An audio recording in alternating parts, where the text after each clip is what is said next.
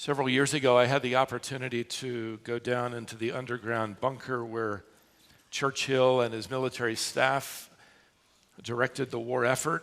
It had just been opened to the public, and you could tour the rooms and narrow hallways, sleeping quarters. Everyone's desk, all the paperwork had been left just as it was at the end of the war to serve as a memorial to what they had endured. I was able to see the desk where Churchill worked, the phone where he would call Roosevelt repeatedly asking for help. Saw the maps with the locations of troops and ships marked. I saw the place where Churchill recorded his famous radio address when it seemed rather hopeless for Great Britain to survive. Churchill delivered these rather well-known words to his people that included these. He said, "We shall go on to the end. We shall fight in the seas and oceans. We shall fight with growing confidence in the air. We shall defend our island, whatever the cost may be. We shall never surrender. I have nothing to offer you but blood, toil, tears, and sweat. I have nothing to offer you but blood, sweat, tears." Maybe it's time we re-advertised Christianity along these lines. Maybe it's time that we witnessed to our world that for those of us who follow Christ, we are willing to press on.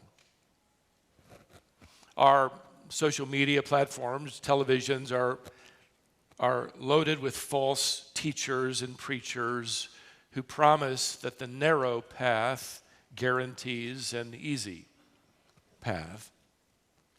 No wonder today people in America, especially in our country, who decide to give Jesus a little try, maybe add him to their backpack of other things, don't last very long because they expect a catalog from which they can order blessings. They had no idea they'd get a helmet and a shield and a sword. I believe a large part of the misconception of Christianity goes all the way back to the Christmas scene and the misunderstanding of what it meant for the arrival of God the Son. The conflict of heaven and hell didn't begin at the cross. It began certainly with that first infant cry. So if you're new to us today, we've been exploring a little deeper, digging a little deeper into this original scene. So let's go back to Matthew chapter 2. We last left the Magi who'd arrived. They are the spiritual descendants of their revered leader, the leading wise man of their kingdom, Daniel. Centuries earlier, he had led them to understand the prophecies, and they were prepared, they were ready for the coming of the Messiah. And when they arrive, you'll notice verse 2, it says, they asked Herod, "Where is he who's been born king of the Jews? We've come to worship him." As I mentioned, no prince could ascend the Persian throne without the Magi's permission. They were called king makers, but they're really not here to make him king. They're here to worship him. They realize this king is divine, deity. They've journeyed 2,000 miles one way to worship him. Matthew has filled in some of the puzzle pieces for us and informed us that Joseph and Mary decided to stay in Bethlehem after they paid taxes and Jesus was born. You can understand why they didn't want to return to the scandal of all the rumors related to immorality related to Mary's pregnancy. They had found a home to live in. It could have been a hut he built with his own hands on borrowed land. Jewish law would have allowed for that. So when the Magi arrived, verse 11 tells us they went into the house. And when they went into the house, they saw the child, the Paideon, the toddler, with Mary, his mother. And they fell down and worshiped him. Then opening their treasures, they offered him gifts. Now, we left off in our last study here, but as we re-enter this scene, the Magi were supposed to return and give Herod the address for this boy. Herod said he'd wanted to go and worship him as well. Of course, we knew he's lying. They didn't until later. Verse 12 tells us that they were warned to not return to Herod. And I mentioned a few things about Herod. I'll mention a few more to help you understand what's happening. This is the man that had been awarded by the Roman Senate with the title the King of the Jews, and he guarded that. He had been born 40 years before the birth of Christ. So by the time you meet him in Matthew 2, he's an older man. Historians tell us he's suffering from venereal diseases. For the most part, he's already partially insane. In the last 2 years of his reign, he'll kill 3 of his sons. He'll kill one of his wives and her brother, anybody that poses a threat to his throne. In fact, on one occasion, a loyal soldier reported to him that the army hated his cruelty, and officers mocked him, and the soldier thought this would gain him a promotion. Instead, Herod had him tortured until he gave up the names of the traitors, which he did, and then died. Herod then rounded up the accused and executed them, while historians say he jumped up and down, livid with rage, screaming at them to die. The Roman Emperor Caesar Augustus, who appointed him to be king over this region, once remarked that he would rather be Herod's swine than Herod's son. So you can imagine the wise men. They arrive. This is exciting. Where is he? He's born King of the Jews. You're not it. Where is he? They had no idea what they just ignited. By the way, don't miss the irony here that evidently the only man in Jerusalem who cared to believe them was Herod. Nobody else checked it out. Now, what happens next in Matthew 2 is really nothing more than blood, sweat, and tears all over again. And it comes with a fulfillment of 3 Old Testament prophecies that are, for the most part, overlooked. The first one begins here in verse 13. Now, when they, the Bible reads, the Magi, had departed, behold, an angel of the Lord appeared to Joseph in a dream and said, "Rise, take the child and his mother and flee to Egypt, and remain there until I tell you, for Herod is about to search for the child to destroy him." So once Herod realizes the Magi have tricked him, they've left to travel back home on some other interstate. They took 40 east instead of I-95 north. Well, he assumed that they had warned Mary and Joseph as well, and they had. So here in the middle of the night, another angel appears then and effectively says, "Joseph, get up. Herod's soldiers are about to gallop the 5 miles from Jerusalem to Bethlehem. They're going to find Jesus and they're going to kill him. Run." Let me tell you, this original Christmas scene is not quite the cozy scene in a peaceful life they would live. From the very moment of her conception, the misunderstanding that it brought, the difficult journey to Bethlehem, childbirth without a midwife, in a filthy lean-to, perhaps a cave, birthed into the hands of a calloused carpenter. They choose to live there for about 1.5 years. They don't want to go back to the rumors, the suspicion of the Jewish community. And then this entourage of Magi appear. It's a large entourage. We need to reshape our thinking along this way. Many Magi, soldiers no doubt mounted to guard the gold and the flocks that would be their provision.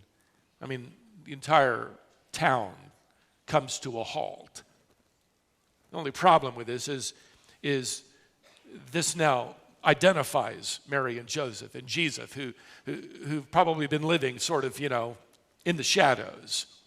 Now Herod we'll find out where they live. The text implies that probably within 24 hours, spies have reported back this address, and soldiers are now galloping to Bethlehem. An angel wakes Joseph up in the middle of the night and says, "You got to run for your life."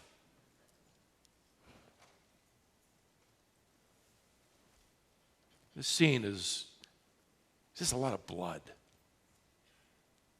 sweat, and tears. Matthew writes in verse 14, "And he, Joseph, rose and took the child and his mother by night and departed to Egypt and remained there until the death of Herod. This was to fulfill what the Lord had spoken by the prophets. Out of Egypt I called my son." How in the world do you get Jesus to Egypt? How do you get Joseph and Mary to travel 55 miles away to another country? Here's how. Herod's not in charge. Heaven is. God uses this pagan murderer to help fulfill the prophecies of God's word and God's will. But don't miss the challenges that this meant to Joseph and Mary, the difficulty, the change, the confusion, the unanswered questions. Get up in the middle of the night, pack whatever you can grab, whatever you can wear, grab your child, and go move to another country and live there for a year or more. You ever gone on a family trip for a year? 2 weeks is usually enough. But even for 2 weeks, how much did you plan? How much did you pack? Especially going to a foreign country. My wife and I have traveled to a number of foreign countries, like Minnesota, Michigan, Austria, England, Switzerland, Germany. Money, got it. Passports, got it. Don't forget those. Itinerary, got it.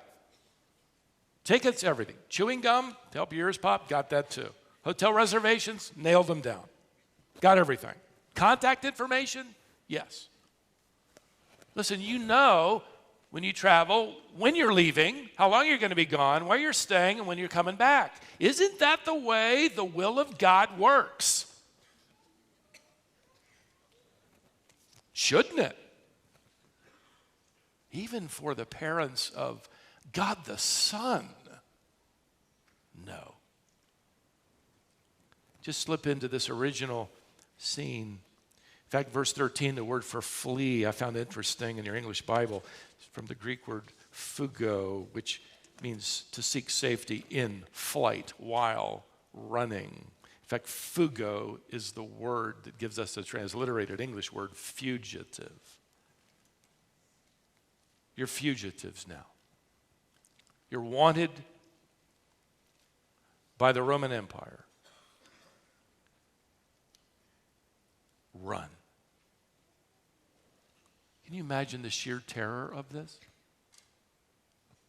In the middle of the night, with a baby, boy. His will for them was blood, sweat, and tears. So they flee. Herod's soldiers arrive, and the killing begins. It's really the kingdom of darkness raging against the kingdom of light. This is war. The church in the medieval period didn't like this idea, and so they created apocryphal works that smoothed everything out. Legends and myths. One legend recorded that Joseph and Mary and the boy Jesus, they arrived at a cave where they decided to seek refuge. It was cold. The ground was covered with frost. A spider recognized Jesus, spun a web covering the opening of the cave so thick it hung like a curtain, and it became cozy and warm. Another legend says trees bent down to yield their fruit to Joseph. water gushed from the roots of another tree. Another legend says they had trouble sleeping one night, so an angel came and played on a violin for them to fall asleep. Well, if they had trouble sleeping, it was because they would have been wondering why. Well, here's why. The prophets had said that God's Son would come out of Egypt. You see, Jesus is going to become a picture of the greater deliverer, a picture of Israel's calling from that same country. Israel was often spoken in the Old Testament as the son of the sons of God. Hosea chapter 11 is one of them. If you remember, if you're older in the faith and you've read through the Word, you know another deliverer came out of Egypt. His name was Moses. Pharaoh similarly had ordered the killing of all male Jewish boys. Moses was hidden away until he would grow up to become a deliverer. Both Jesus and Moses come out of Egypt. They both lead the people out of bondage. But in Hebrews chapter 11, we're told that Jesus is the greater Moses, and that's because the type or the illustration, the deliverance of Moses was temporary, but the deliverance of Jesus, the fulfillment, the final deliverer, is eternal. Now, if you go back to verse 16, the second prophecy is about to be fulfilled, tragically. We're told, then Herod, when he saw that he'd been tricked by the wise men, became furious, and he sent and killed all the male children in Bethlehem and in all that region who were 2 years old or under, according to the time that he had ascertained from the wise men. Then was fulfilled what was spoken, here it is, by the prophet Jeremiah. A voice was heard in Ramah, weeping and loud lamentation, Rachel weeping for her children. She refused to be comforted because they are no more. Rachel's weeping during Israel's exile was a prophetic foreshadowing of the weeping of the mothers in Bethlehem over the death of their sons. So again, there's this unseen war taking place. Herod is really nothing less than a first century Antichrist. He's in the hands of Satan, who's attempting to destroy the seed of the woman, the virgin-born Messiah. He fails. He dies. Now we have one more prophecy to fulfill in this original scene, verse 19. But when Herod died, behold, an angel of the Lord appeared in a dream to Joseph in Egypt, saying, rise, take the child and his mother, and go to the land of Israel, for those who sought the child's life are dead. And I can't help but think, here we go again. Poor Joseph. In the middle of the night, get up. I wonder if he ever went to sleep wondering if he'd make it through the night without an angel appearing. Well, the difference here is there's no urgency, there's no panic, there's no need to run. Verse 21, he rose and took the child and his mother and went to the land of Israel. But when he heard that Archelaus was reigning over Judea in the place of his father Herod, he was afraid to go there. You see, this isn't good news. Herod's dead, but Archelaus is just as bad. In fact, he inaugurated his reign by killing 3,000 Jews during Passover. So Joseph doesn't want to move back to Bethlehem. That's only 5 miles from Jerusalem. Seems to be probably some conversation taking place, and God gives him another dream and tells him to move over into the district of Galilee, verse 22. Now notice verse 23. And he went and lived in a city called Nazareth. The word city is probably an exaggeration. So that what was spoken by the prophets might be fulfilled, that he would be called a Nazarene, dedicated unto God. Nazareth was 55 miles from Jerusalem. It was really an out-of-the-way, unnoticed, insignificant little village of less than 500 people during the days of Christ. In fact, one of the disciples will later say, nothing good has ever come out of Nazareth. This is not a place you'd go looking for a king. In fact, archaeologists have excavated Nazareth and dating back to the time of Christ, and not one piece of jewelry has been found. Not one piece of fine glazed pottery has been discovered, common in this generation. Just ordinary clay.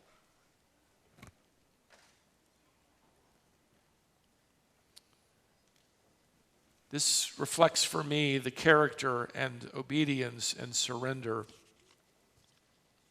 of Mary and Joseph.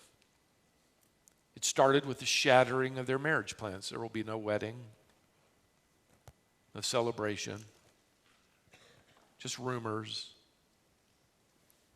It leads them to an outdoor shelter, a difficult birthplace, uncertainty in Bethlehem, then told to run, now living as fugitives in Egypt, months of staying under cover, wondering, looking over their shoulder every day. Will they be found? Then back to Israel and to a poor, obscure village where they will live for nearly 30 years in total obscurity.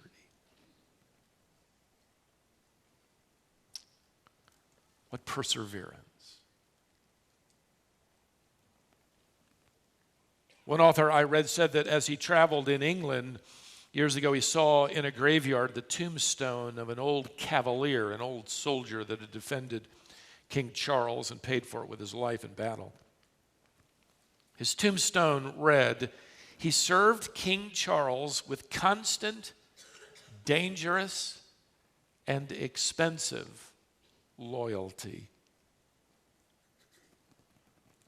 That's Joseph and Mary.